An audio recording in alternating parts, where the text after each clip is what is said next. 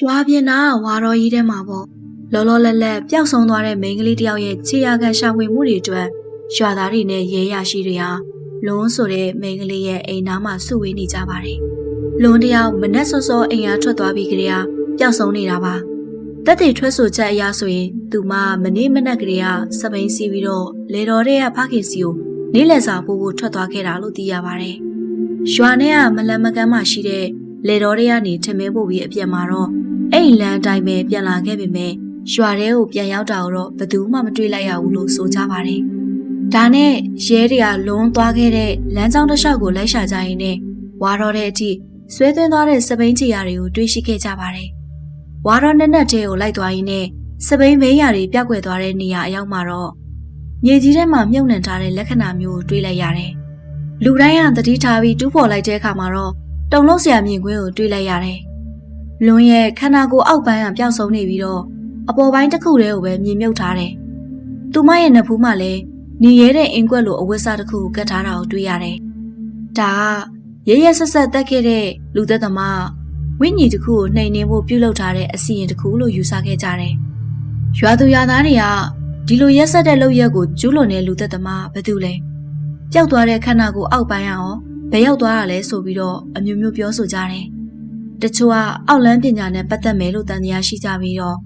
့တချို့အပုတ်ချခြင်းတဲ့သူတွေကတော့ဖခင်ဖြစ်သူဦးစောကိုယ်တိုင်ကသမီးကိုတတ်ခဲ့တာလို့တောင်ဆွဆွဲကြတယ်။အဲ့ဒီနေ့လယ်မှာပဲလွန်ရဲ့ဖခင်ဦးစောဟာရွာလူကြီးအိမ်ကိုအမြန်ဆုံးသွားခဲ့တယ်။ရွာလူကြီးရဲ့သမီးဖြစ်သူနှစ်ယောက်လွန်နဲ့အရင်ဆုံးတိုင်ငယ်ချင်းဖြစ်တာကြောင့်သူမသိသေးတဲ့အကြောင်းအရာတွေကိုသိနိုင်မယ်လို့မျှော်လင့်ခဲ့တယ်။ဟဲ့သမီးနဲ့လွန်မှာချက်သူရှိတယ်ဆိုတာသမီးသိလားလို့ဦးစောကမေးတဲ့အခါမှာတော့နှစ်ယောက်မရှိပါဘူးဦးလေးရဲ့သမီးတို့လာပြီးပျောပရီလုံးနေတဲ့ပိုင်ဆိုးဆိုတဲ့တယောက်ပဲရှိတာလို့ပြန်ဖြေလိုက်တယ်။ဒါနဲ့ပဲဦးစောကပိုင်ဆိုးကိုသွားတွေ့ခဲ့တယ်။ပိုင်ဆိုးကလုံးဝပျောပရီခဲ့တာတော့မှန်ပေမဲ့လုံးဝညင်းပယ်ခဲ့ကြောင်း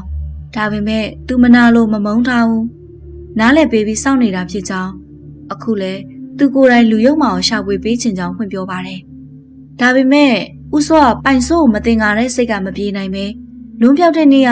မင်းဘက်မှာလဲလို့မေးမြန်းပါတယ်။ပိုင်ဆိုးကဖုန်ကြီးเจ้าမှာတနေ့ကုန်အကူအညီပေးနေခဲ့ကြောင်းပြောပါတယ်။ဒါပေမဲ့ဦးစောကမယုံမဲနဲ့ဆွဆွဲနေတဲ့အခါမှာတော့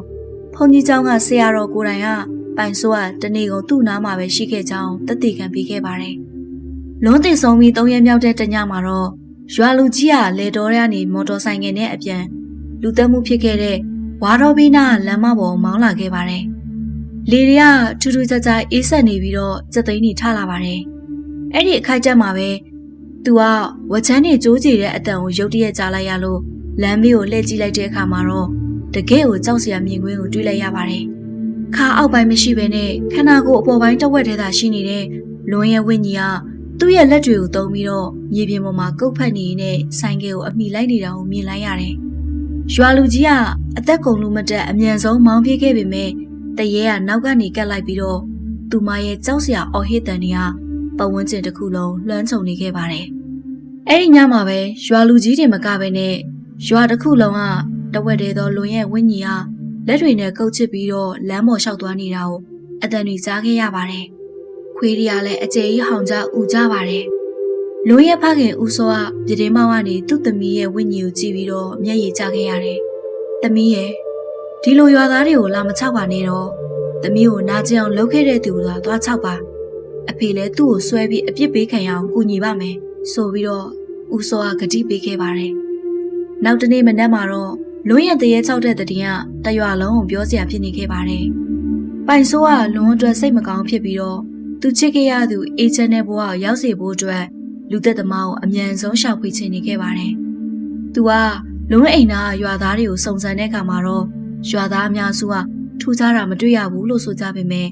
အိမ်နီးချင်းအဖွားမေကတမျိုးထွက်ဆိုခဲ့ပါတယ်။သူကထူးဆန်းတဲ့လူစဲကိုမမြင်ရဘဲနဲ့နှင်းတယောက်စပိန်စီးပြီးတော့လွန်ရဲ့နောက်ကနေလိုက်သွားတာကိုမြင်လိုက်ရတယ်လို့ပြောပါတယ်။ပိုင်ဆိုးကဒီသတင်းကြောင့်ပိုပြီးတန်တရားဝင်လာခဲ့တယ်။ဘာလို့နှင်းကဒီအကြောင်းကိုဘယ်သူမှမပြောခဲ့တာလဲ။ဒါနဲ့ပဲသူကနှင်းရဲ့အိမ်ကိုသွားပြီးတော့တက်တေရှာဖို့ဆုံးဖြတ်လိုက်ပါတယ်။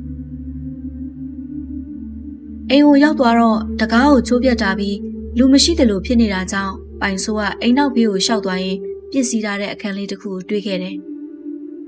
အခန်းထဲဝင်တော့ညီရဲတဲ့အင်ကွက်လိုအဆောင်ကတ်ထားတဲ့အိတ်တစ်ခုကိုတွေးလိုက်ရတယ်။အဲ့ဒီအဆောင်ခွာလိုက်တဲ့အခါမှာတော့ခြောက်သွေးနေတဲ့သွေးစွန်းနေကတ်နေတဲ့တမြောင်ကြီးတစ်လက်ကိုတွေးရှိခဲ့တယ်။အိုဆိုးတာ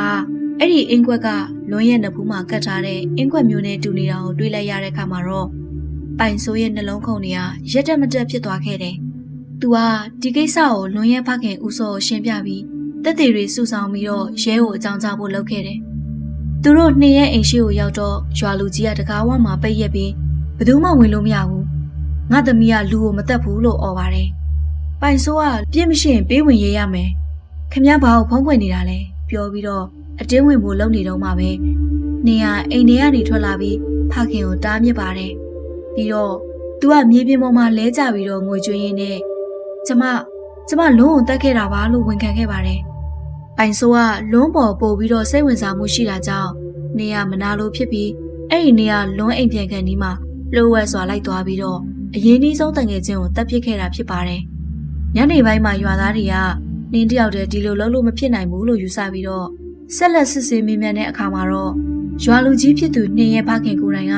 ခန္ဓာကိုယ်ဖျက်ဆီးပြီးတော့မြုပ်နှံမှုကူညီခဲ့ကြောင်းပေါ်ပေါက်ခဲ့ပါတယ်။ဖခင်ကလွန်းရဲ့ခန္ဓာကိုယ်နှစ်ပိုင်းပိုင်းခဲ့ပြီးခါအောက်ပိုင်းကိုလေတော့တဲ့နေရာမှာယူသွားပြီးမြုပ်ခဲ့ပါတယ်။ဒါအပြင်သမီးကိုလာမချောက်ရအောင်လို့လွန်းရဲ့ဝိညာဉ်ကိုလည်းအစီရင်လုပ်ပြီးနှိမ်နှင်းခဲ့တယ်။ဒါပေမဲ့အဲ့ဒီအစီရင်ဟာလွန်းရဲ့လက်စားချေလိုစိတ်ပြင်းပြတဲ့ဝိညာဉ်ကိုတားဆီးနိုင်ခဲ့ပါဘူး။လွန်းရဲ့ဝိညာဉ်ကညတိုင်းနှင်းကိုလာရောက်ခြောက်လန့်ခဲ့တာကြောင့်သူမ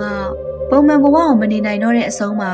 ပြစ်တွေကိုခံယူဖို့အတွက်ဝန်ခံဖို့ဆုံးဖြတ်ခဲ့ပါတယ်။နောက်ဆုံးမှာတော့နှင်းနဲ့ရွာလူကြီးကိုရဲရဖမ်းသွားပြီးတရားစွဲဆိုခဲ့ပါတယ်။တရားမျှတမှုရပြီးတဲ့နောက်မှာတော့လွန်ရဲ့ဝိညာဉ်ကအဲ့ဒီနေရာစပြီးတော့ရွာထဲကိုထွက်ပေါ်လာခြင်းမရှိတော့ပါဘူး။ဟုတ်ကဲ့ပါပရိသတ်များရှင်ဒီဗီဒီယိုလေးကိုကြိုက်နေတတ်တဲ့ဆိုရင်ကျမတို့ရဲ့ channel လေးကို like and subscribe လေးလုပ်ပေးသွားဖို့နဲ့